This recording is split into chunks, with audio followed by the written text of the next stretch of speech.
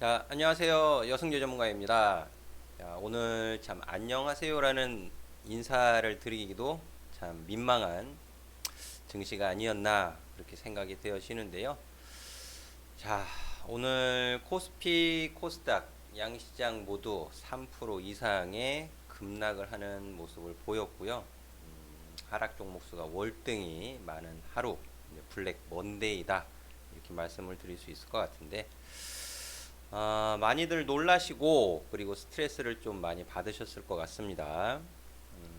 이 시장 대응을 완벽히 할 수 없기 때문에 또 다시 한번 이 분할 매수의 중요성이 강조되는 월요일 증시가 아니었나 그렇게 생각이 들어지는데요. 하지만 그래도 현재 위험자산 회피 심리의 대처를 어떻게 하느냐에 따라서 또 위기를 기회로 바꿀 수도 있다. 저는 이렇게 말씀을 드리고 싶습니다. 자, 차트 보면서 추가적인 설명을 좀 드려보면은요. 제가 코스피 종합주가지수 차트 지난 금요일에 좀 신뢰를 받을 수 있는 1차 지지 구간 이런 갭 자리를 말씀을 드리면서 지난 2월 4일에 상승을 했었던 부분에 대한 제가 이제 오픈 채팅방 그리고 아카데미 또 유료 회원님들께 장전시황 올려드리는 내용을 보여드린 바가 있었죠. 자, 그 부분을 다시 한번 좀 보여드리면은 2월 4일입니다. 간밤 미국 증시는 1월 제조업 지표 개선과 중국 유동성 공급 및 우한 폐렴 사태가 장기적 영향은 크지 않을 것이라는 분석이 제시되면서 상승 마감했습니다. 자, 이 내용이었는데요. 지난주 금요일이죠. 지난주 금요일 미국 제조업 PMI 지수가 6개월 내 최저를 기록하면서 50.8로 발표가 되면서 그 부분을 훼손을 시켰다. 그렇게 해석을 할 수 있을 것 같습니다. 그래서 제가 일요일 날 다시 한번 이런 부분들을 체크해 드리면서 아카데미 회원님들과 또 유료방 회원님들께 또 마감 내용을 전달해 드리기도 했었어요. 자, 그 부분이 오늘 장전 시황을 올려드렸었던 내용을 간략하게 좀 보여드리면은 금요일 미국 증시는 2월 제조업 PMI 6개월 내 최저치 발표 및 코로나19 세계경제 악영향 우려 등으로 하락 마감 이렇게 말씀을 드렸는데 또 이 안전자산 선호 심리 강화되면서 10년물 국채금리가 또 하락을 하고 30년물 금리는 사상 최저를 기록했다. 이런 내용을 전달을 해 드렸습니다. 자, 이 부분 이미 이 코로나19로 인한 글로벌 세계 경제 성장 둔화는 가능성에 대한 우려는 제시가 되고 있었던 부분이죠. 이제 그에 따라서 제가 아카데미 매주 일요일 날 강의를 해드리는 부분에 있어서도 2월 초, 2월 9일입니다. 그 당시에는 미 제조업 지표가 좋게 발표되고 난 이후죠. 2월 9일 날 제가 일요일 날 강의를 해드렸던 내용이니까 신종 코로나 바이러스 1분기 시장 영향 대응 여기에서 어느 정도 기업 실적에 영향을 받을 수 있는 악재가 발생된 부분을 우리는 인지를 하고 있어야 된다. 인지를 하고 있어야 된다라는 부분이 주된 내용이었어요. 자, 그 이후에 어떻게 또 시장 대처를 하느냐. 또 제가 지난주 첫 스트리밍 방송을 하면서 또 미리미리 준비를 하는 것이 무엇보다 중요하겠다. 이런 부분들을 좀 강조해서 말씀을 드리기도 했었는데, 자, 오늘 그 부분에 대해서 좀 말씀을 드리고 싶습니다. 그리고 제가 그 2차 전지 관련해서는 아카데미에서는 12월에 말씀을 드렸다고 했죠. 자, 이 녹화된 강의 내용을 보셔도 2차 전지 보충 설명을 했었던 때가 1월 5일이고요.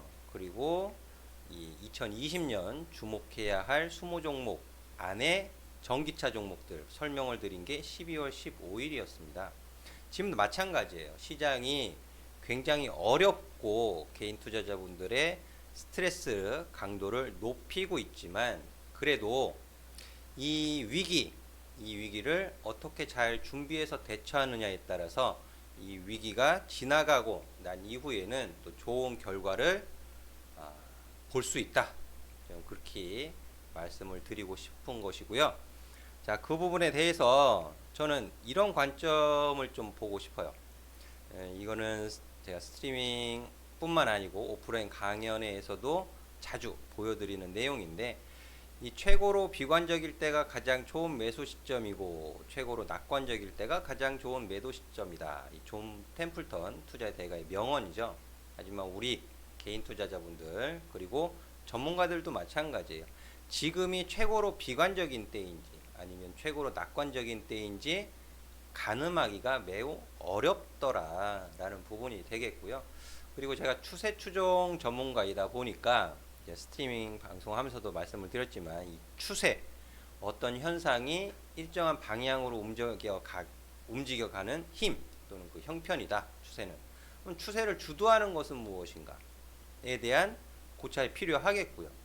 그리고 한 발 더 나아가서 추세를 주도할 수 있는 것은 또 무엇이 있을까? 그리고 추세 변곡점에 기회가 있다. 이런 말씀을 해드리는데, 자, P&E 솔루션 같은 경우에는 만원 가격 부근에서 말씀을 드렸단 말이에요. 이게 변곡점이죠. 변곡점. 이게 최대의 기회였죠. 그리고 벌써 16,000원 위로까지 올라갔다가 오늘 종가 15,450원 하고 있는데, 이 가격 구간 변곡점, 이 가격 구간은 부담입니다. 여기에서 굳이 리스크를 어느 가격이 반영된 상태에서 또 추격 매수를 할 필요는 없다. 하지만 또 가격 조정을 받아서 눌림목을 만들어 주게 되면 또 기회가 제공될 수 있다. 이런 부분들이 주된 내용이잖아요.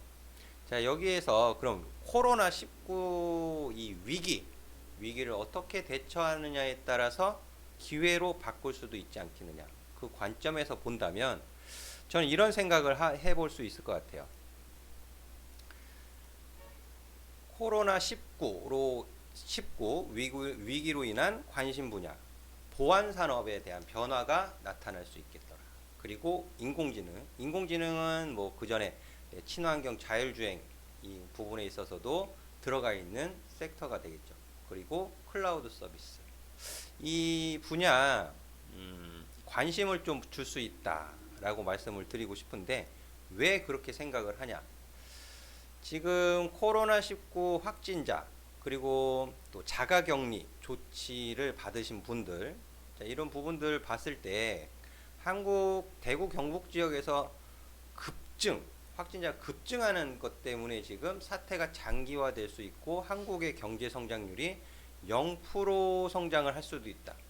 이런 우려 섞인 목소리가 커지는 거잖아요.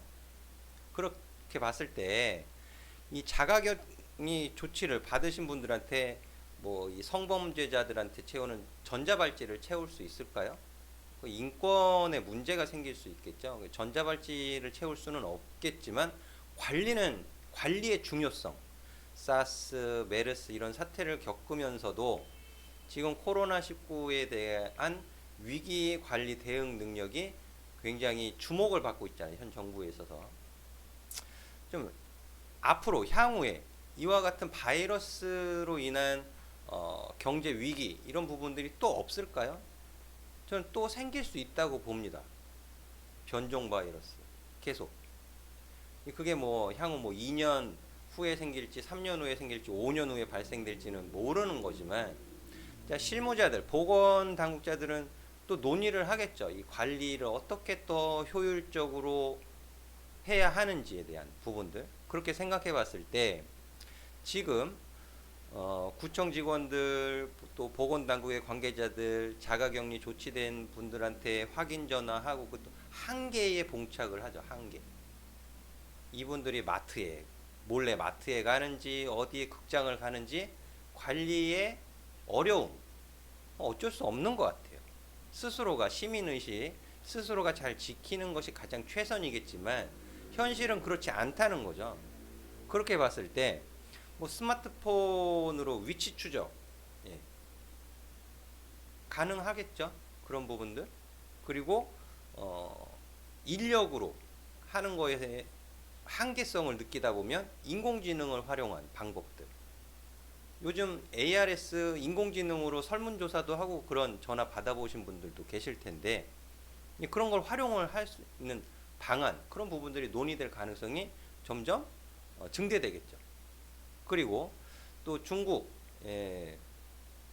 아마 뉴스 보신 분들 계실 거예요. 그 보안 CCTV로 안면, 얼굴 인식으로 범죄자를 가려낸다.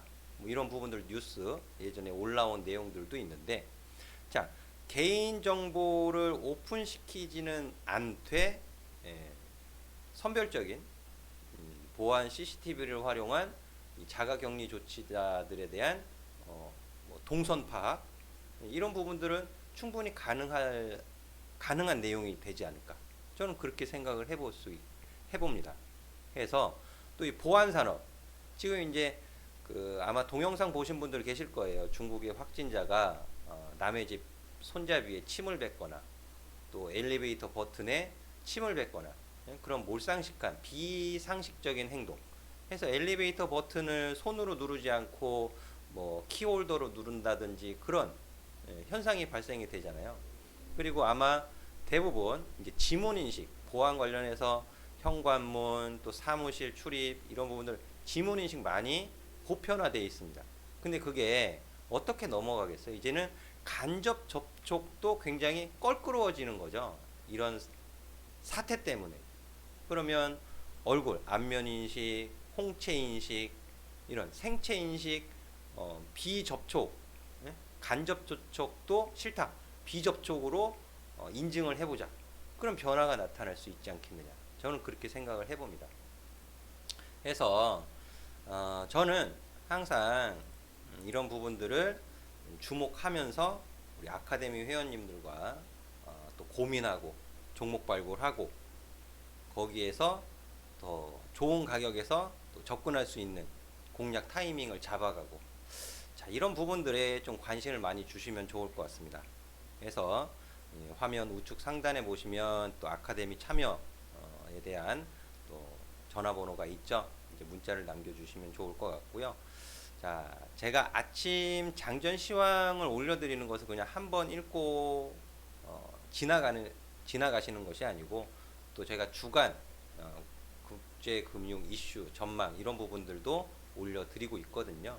이런 부분들을 잘 참고하시면 그래도 시장에서 뇌동매매 이런 좀 어이없는 실수를 하시기보다는 조금 더 실수를 줄이는 대응을 하실 수 있지 않을까, 이런 말씀을 드리면서 정리하도록 하겠는데요.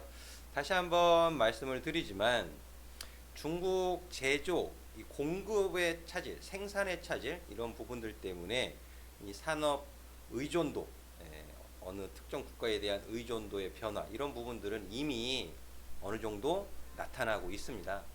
그런 부분들이 또 삼성전자가 미국 그 통신회사와 5G, 4G 장비 최초 공급 계약 체결 이런 소식으로 연결이 되어지는 것이고요.